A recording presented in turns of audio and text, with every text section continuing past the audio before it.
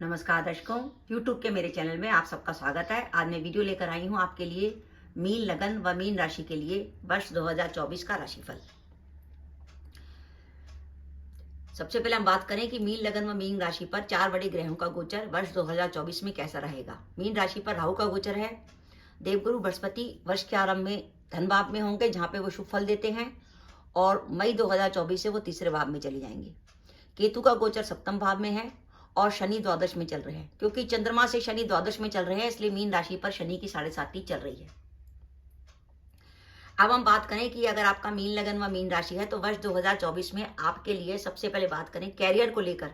Career को लेकर वर्ष का शुभ समय कौन सा है, जब आपके लिए महत्वपूर्ण घटनाएं घट सकती हैं और आप जो काम करना चाहते हैं वो आप काम कर सकते हैं।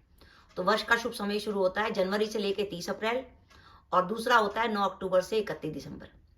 तो वर्ष 2024 में आपको कुछ भी प्लान करना है, कुछ भी नया काम करना है, या तो वो जनवरी से 30 अप्रैल के बीच में करिए और 9 अक्टूबर से 31 दिसंबर के बीच में कीजिए।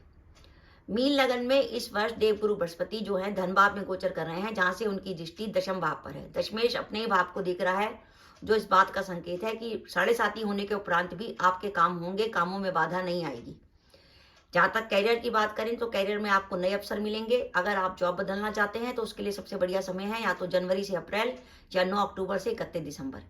वर्तमान जॉब में आपके ट्रांसफर की भी संभावना बनती है, और अगर बाई चांस आपकी कुंडली में गुरु की, चंद्र की या मंगल की दशा अंतर्दशा चल रही होगी तो प्रमोशन होने की भी संभावना आपकी बनती है। ट्रांसफर इसलिए हो सकता है क्योंकि शनि महाराज जब 7.5 में कुटुंब भाव में चलते हैं तो वो कई बार नौकरी में ट्रांसफर करवा देते हैं। तो जॉब, आप वर्तमान जॉब को बदल सकते हैं, जॉब में ट्रांसफर हो सकता है, जॉब में प्रमोशन की भी संभावना बनती है। अगर आप व्यापारी हैं तो इस वर्ष आप व्यापार में किसी नए काम की शुरुआत करके लाभ उठा सकते हैं। धन भाव के कारक गुरु धन भाव पे गोचर कर रहे हैं और आगे चलकर उनकी लाभ भाव पर दृष्टि होगी, तो इस वर्ष आपके पास कई बार ऑप्शन आएंगे धन लाभ के।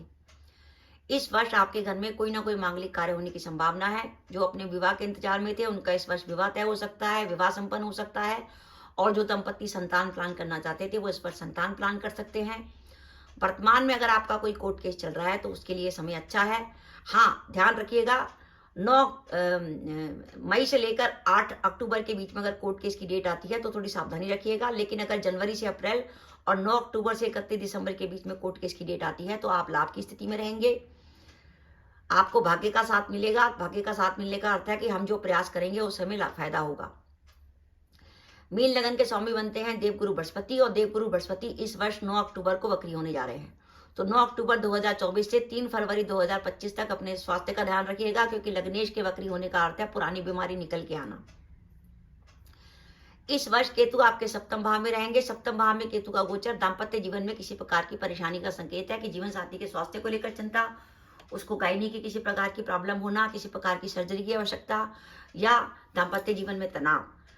साथ ही अगर आपका व्यापार पार्टनरशिप में चलता है तो पार्टनरशिप में भी बाधा आने की संभावना है।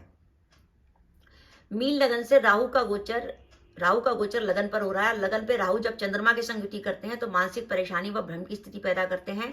इसलिए राहु का कोई ना कोई उपाय करिएगा। सबसे बढ़िया उपाय है कि आप बहते पानी में कोले प्रवाहित करें। बुधवार या शनिवार को बहते पानी में कोले प्रवाहित करते हैं तो राहु की बहुत अच्छी रेमेडी है। और आप हर बुधवार को 4 मूली भी मंदिर में दान कर सकते हैं, उसके हरे पत्ते हटा लीजिएगा, वो भी राहु की बहुत अच्छी रेमेडी है।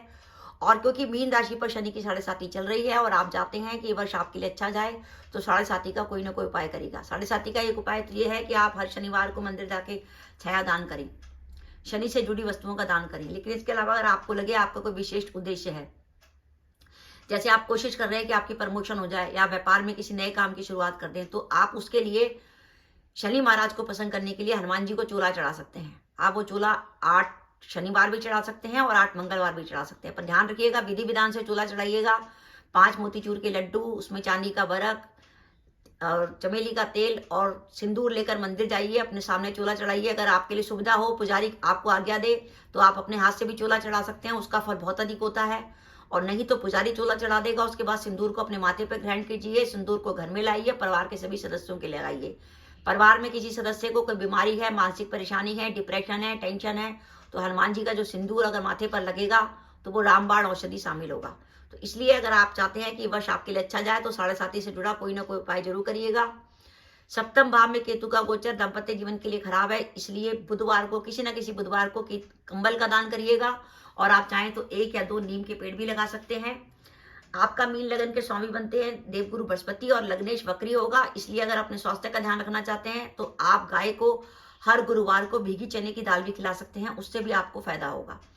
अगर आपको स्वास्थ्य की ज्यादा परेशानी है तो हर पूर्णमासी को अगर आपके घर में भगवान सत्यनारायण की कथा करी जाए तो उससे भी आपको लाभ होगा, क्योंकि मीन राशि के स्वामी गुरु बनते हैं और गुरु के लिए भगवान सत्यनारायण की कथा करना बहुत अच्छा उपाय है। हर पूर्णमासी को आप परिवार के साथ बैठ के भगवान सत्यनारायण की कथा कर सकते हैं। तो दर्शकों, ये मेरा वीडियो था कि मीन लगन व मीन राशि के लिए वर्ष 2024 में जो महत्वपूर्ण समय है, जिस समय में आपका काम बनने का समय है, वो जनवरी से अप्रैल है और 9 अक्टूबर से 31 दिसंबर। आपको ध्यान रखना पड़ेगा, मई से 8 अक्टूबर के बीच में सावधानी रखनी पड़ेगी। एक तो मई से 8 अक्टूबर के बीच में आपको जॉब नहीं बदलनी और व्यापार में किसी प्रकार का जोखिम नहीं लेना। स्वास्थ्य का ध्यान रखना है। 9 अक्टूबर से 3 फरवरी 25 के बीच में दाम्पत्य जीवन में तनाव की संभावना। दाम्पत्य जीवन के तनाव को दूर करने के लिए आप दुर्गा सप्तशती में माँ का सिद्ध कुंजिका स्त्रोत है उसको पढ़ सकते हैं, या हर शनिवार की शाम को चमेली के तेल का दीपक जलाकर अगर आप सुंदरकांड का पाठ करते हैं तो उससे भी दाम्पत्य जीवन का तनाव दूर होता है। तो दर्शकों, मेरा वीडियो था, आपको कैसा लगा प्लीज कमेंट बॉक्स में कमेंट करके बताइएगा। इसके साथ ही अगर आप मेरे चैनल पर पहली बार आए हैं और आपने मेरे चैनल को अभी तक सब्सक्राइब नहीं किया तो कृपया मेरा चैनल सब्सक्राइब कर दें, साथ ही बेल आइकन को भी दबा दें, जिससे जब भी मैं अपने वीडियो अपलोड करूं उसकी नोटिफिकेशन आपको मिले और आप मेरा वीडियो देख सकें। इसके साथ ही नमस्कार दर्शकों, जय माता दी।